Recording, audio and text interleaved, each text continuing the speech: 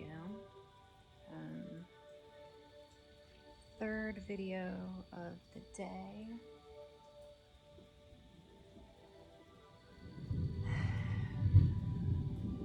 Earlier had reached out to me and I already recapped that. But then he continued to reach out via text and said a whole bunch of stuff that I wasn't expecting.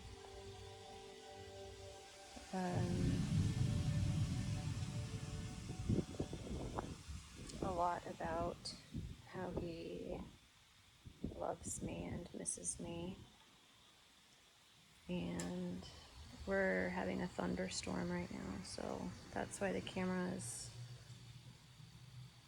getting lit up. This is ironically where I feel the most safe. And then a big lightning's gonna come and I'm gonna scream. Well, look at that. I hear you, God. I do.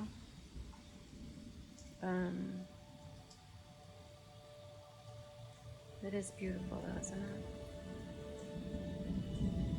Anyway,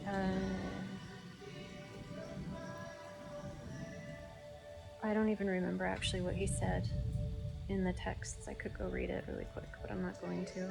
I'll probably touch on it again tomorrow. Oh, that's a good one. What I do know is that he then called me, and that's a good one. Damn it, I missed it. He called me, and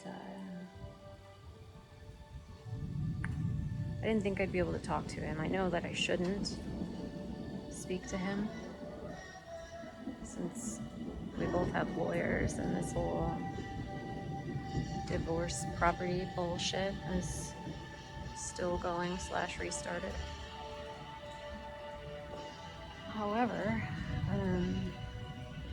I picked up the damn phone and for 1 hour and 47 minutes was on the phone with him.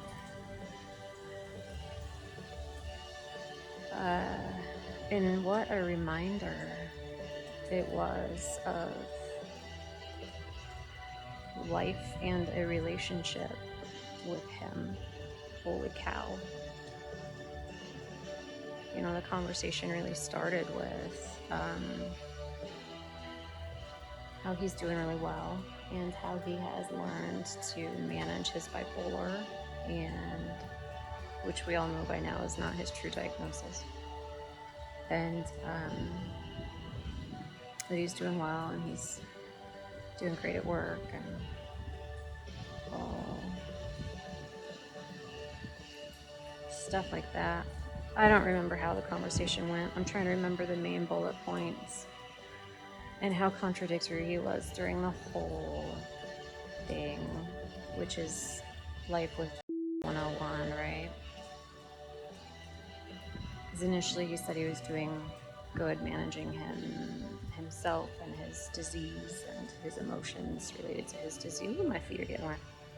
His emotions related to the disease.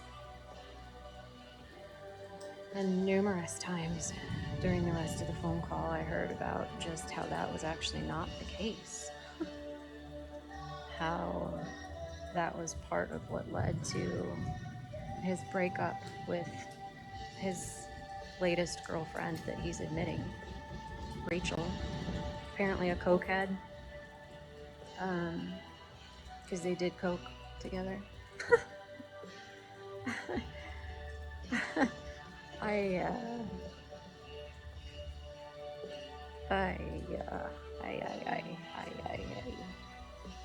And anyway, I guess he got into his head and was not controlling it well last month.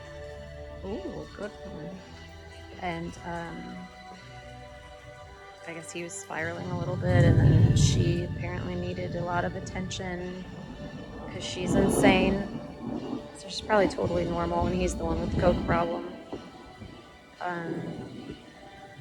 But apparently, she was not handling life well, and all of her coke, and she needed help for a day, and that was just too much for him to be able to handle. And then she called him a motherfucker, which is not allowed. And he got pissed, and they didn't talk for a week, and then she said it again another week, the next week, whatever the hell, and and he broke up with her via text.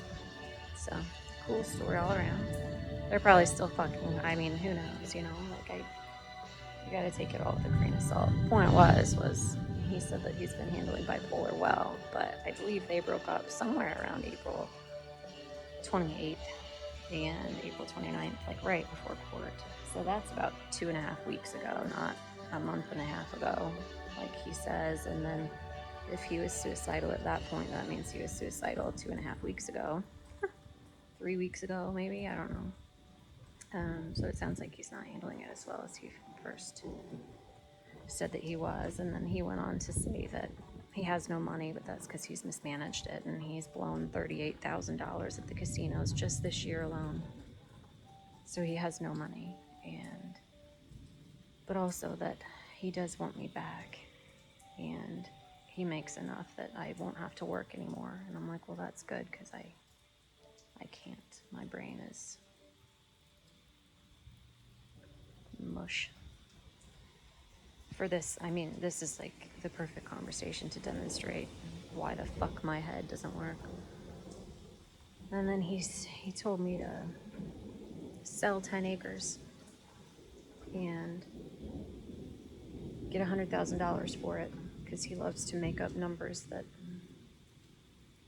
aren't real, ever. Oh, good one. And of that 100,000, to give him 50,000, and I keep 50,000, and he'll walk away and never talk to me again. But also, he does love me, and he wants to get back together with me. But then also, I said, if that's what you're proposing, go ahead and have your lawyer call my lawyer. And he said, no, if my lawyer calls your lawyer, then my lawyer is going to say, we're taking 50% of everything, and she has to sell the house. And I said, well, but if you want $50,000 to walk away, can't you just tell your lawyer that? And then he tells my lawyer that, and he said, no, because my lawyer said that we're going to take 50% of everything, and you're going to lose your house. I said, well, that doesn't make any sense to me. But sure thing, you go ahead and have your lawyer tell my lawyer that, if that's what you want, and then if not, we'll fight in court. I didn't say that part. Then he said, there's no way I'm going to get maintenance. And I said, you do know what it's for, right? The maintenance? He said, yeah, they said it's for the animals. And I said, so you know that it's for the animals, that you said that you were going to help take care of our animals, our family. And he said, yeah, but I'm not going to help under a court order. If you just tell me I need $1,000 a month for the animals, then I'll give you $1,000 a month, but I'm not going to do it because I'm forced to do it.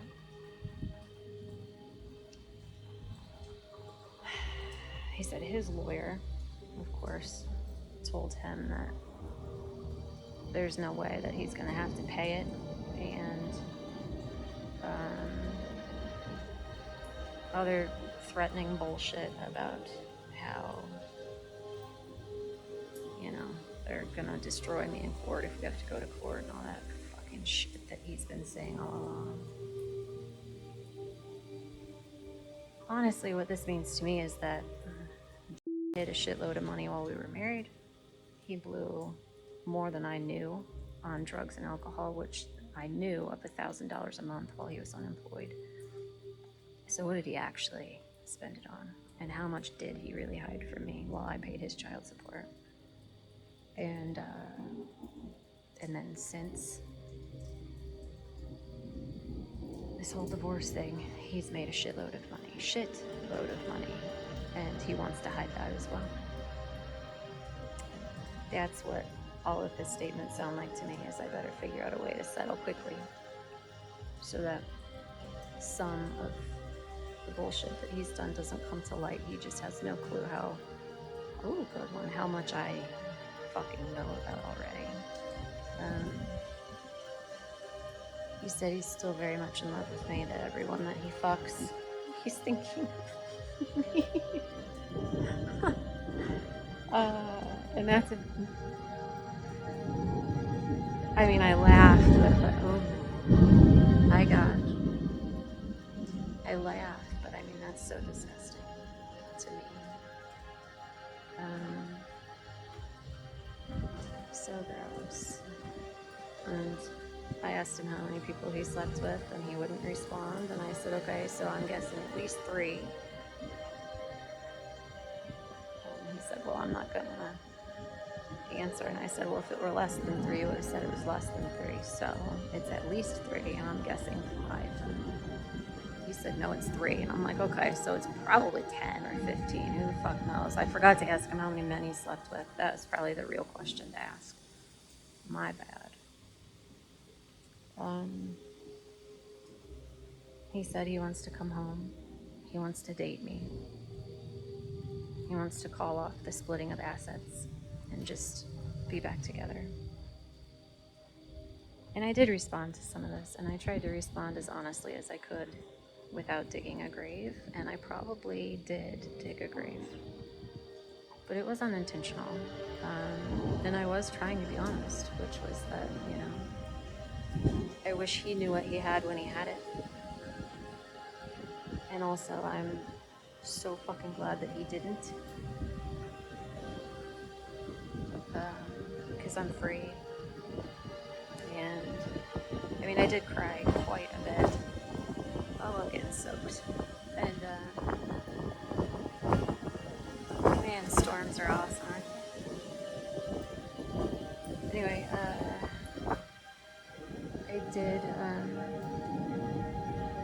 I did cry quite a bit.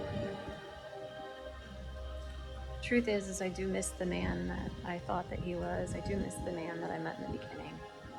I miss the guy that didn't hit me. I miss the guy that didn't rape me. I miss the guy that didn't let other people rape me. I miss the guy that didn't let his boss touch me. I miss the guy that didn't force feed me booze and drugs that I didn't know about. I miss the guy that didn't do all of that stuff. I don't fucking miss the guy that I divorced. So I did cry, and I meant to cry. I did indeed mean that I missed him when I said it, but I certainly didn't mean that I miss who he is. I miss the guy that never hurt me from the very beginning.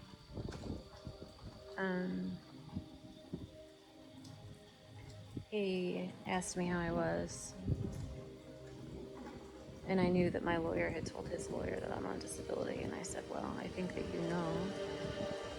What have you heard? And he said, my attorney told me that you got fired, and also that you didn't get fired, you were just on disability, so I'm asking you. And I said, because I have not yet technically been terminated. And I said, I'm just on disability. I can't work, I'm very, very sick. That went. All of which is very true. I am mentally ill at this point, and I'm physically ill. I'm underweight. I have a lot of difficulty eating. I have a lot of difficulty keeping food down. My portion size is no larger than a half an apple.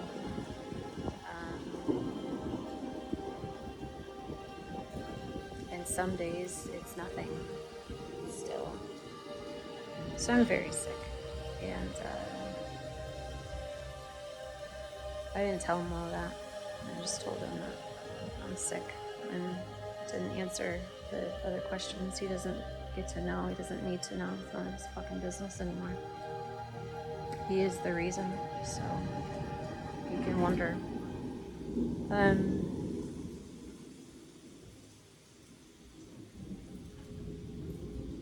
He told me how none of his girlfriends are attractive. Like, what a prick, you know? You're fucking them, but you're telling me that they're not attractive. You're telling me that you told them that you love them, but you don't love them. You loved me all along. Like, what a dick, you know? And why are you relishing the fact that I now know how many women you've slept with, even though that number is clearly a lot? But, like, nobody needs to know. I wanted to know. I asked him because I already know, right? Like, I already know that it's a good number, but I wanted to see what he would say. And he did not disappoint. So anyway, yeah, just a lot of contradictions with all of his statements, and said that he was doing bad at work, and then said that he was doing great at work, and that he had no money, but he's making a shitload of money, and told me he made a $48,000 commission last week.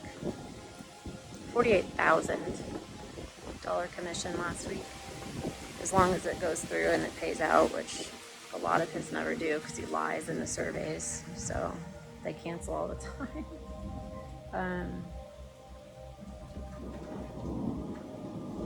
You know, and then of that 48,000, he wants to not help buy dog food and cat food for the animals that he abandoned. So he's a stand-up fella. He's a really stand-up guy all the way around. He's a stand-up man. And called me babe. And I did actually cry at that one, like legitimately cry at that one. And I asked him not to call me that anymore.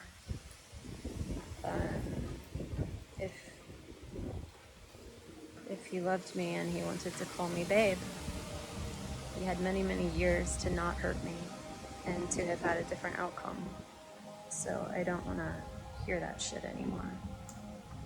So then he unintentionally called me babe about 19 times after that. But it was completely intentional because that's his game. He reiterated that his friend Anna is the one that created his online dating profile as a joke. And I obviously have known all along that that's not true. And pretty much what I had to say was that it was very not funny to me, and that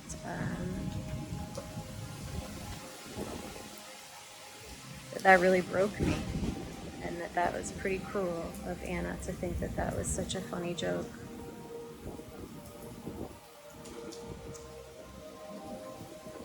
So I know it wasn't Anna. I'll just say it again. It was him, just being a piece of shit. That's what he excels at. What else? I don't have any more storage on my phone. I gotta end the damn video. But, I gotta make a list of all of the shit that he said. I asked him if he was recording. He's in Washington State right now. I don't know if that's a one-party or a two-party state.